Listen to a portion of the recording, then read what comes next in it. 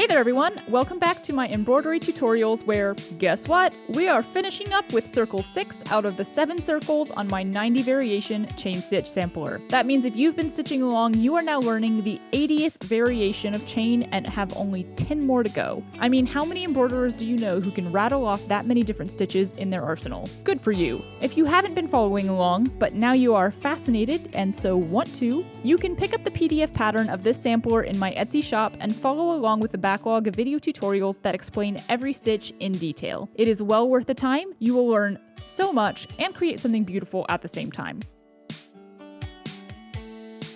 So today is all about Plaited Braid Stitch. This baby gets its own video simply for being the most complex stitch pattern on this sampler. The first time I tried this stitch was actually long before I started designing this sampler, and it did not go so well. But after comparing several different explanations of it, I will hopefully be able to lay it out very clearly for you so you can master it on your first try. Think positive. One thing I should note first is that this stitch is confusing in another way too, that of the title. If you've been following along with these tutorials, you may remember that we already covered braided chain stitch as well as braided band. So we have a lot of similar titles here for totally different stitches, and things can get a little confusing. If you're doing some research, you may find a couple different ways to stitch plaited braid stitch as well. There is a version of this that is an extension of braided band stitch, and there's also a version that's, well, it's hard to describe before we've gotten into the particulars of the stitch, but I've heard that version called straight and the one I'm going to teach you called tapered. Honestly, in the end, it's hard to see any difference in these stitches as they all create tightly woven bands of thread, so I just had to settle on a particular one to teach you that I liked the best. If you get super into this stitch, totally go out and research the other ways to sew it, give them all a try, find the one you like best,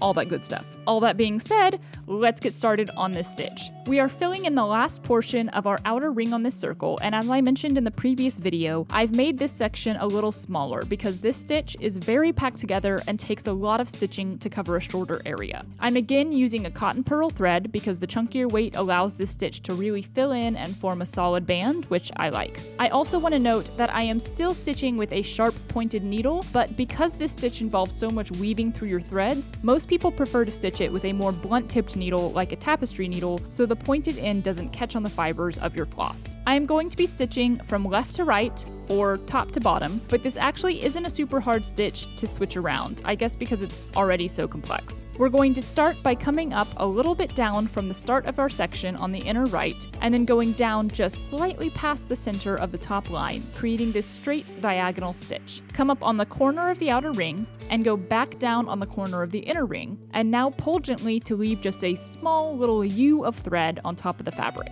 It should be about the same length or a bit shorter than that first diagonal stitch. Come up slightly to the right of the center point here, and we're going to create an uneven X with this first diagonal stitch, so we go back down on the outer ring a little past that first entry point level. Again, not pulling too hard so that our loop of thread stays there. So this is your base shape for the stitch before any weaving starts, and from here on out, we are using a series of weaving and stitching to continue stacking this sort of shape on top of each other into a full band of floss. So now we're going to come back up on the inner ring as though we're starting the next stitch in this pattern, but instead of going through the fabric, we will start weaving our floss. The center section of our loop between the two legs of that X is the most important part, so make sure you can see that opening. We are going through that opening first, underneath the legs of that first X. Pull gently through, leaving yourself some slack here just to make the next weave easier. Lift that loop of thread upward so you can see the threads under it. We are now bringing the needle from right to left, sliding it underneath the leg of the X and side of the loop to come out through that center hole. Slide the needle in, then tighten up the slack of that working thread. Make sure your extra thread here is laying downward below your stitches rather than up above them so that you slide the needle through, creating a new loop, just like the first one we made.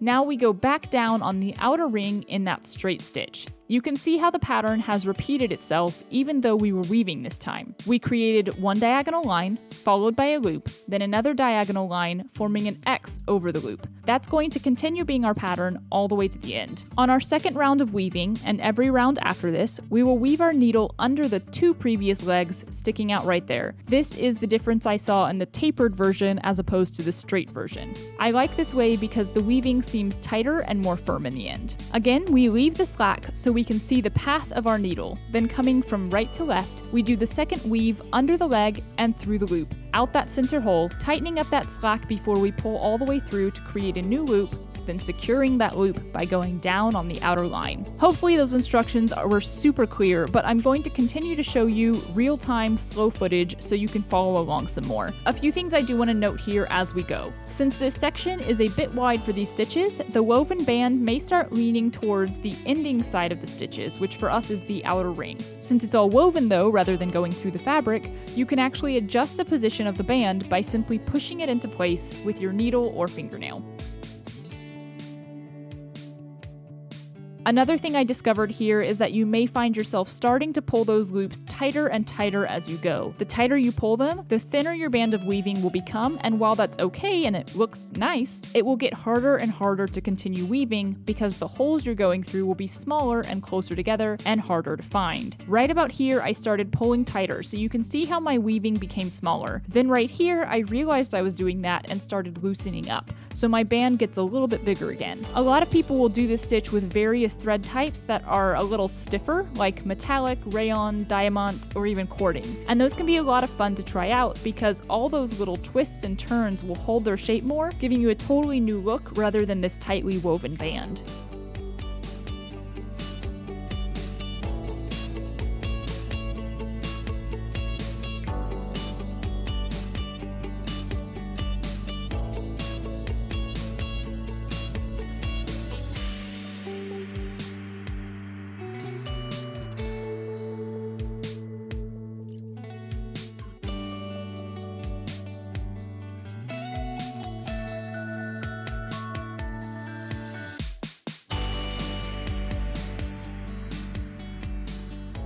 Okay, and that's it, you all. That's a lot of information on just one stitch, but like I said, this is the most complex stitch pattern of this entire sampler, so it's well worth going into some detail. And just like that, we have finished our 80th stitch, our 6th circle, and we only have 10 more stitches to go on circle 7. I can't believe how far we've come from a simple lazy daisy to this crazy plaited braid stitch. Big thanks to all of you who have been following along, stitching the pattern, or just stopping by for tutorials here and there. It's really a pleasure creating these samplers and tutorials, and your support makes that possible for me. So thank you so much for watching, for commenting, for subscribing, all of that. I appreciate you all.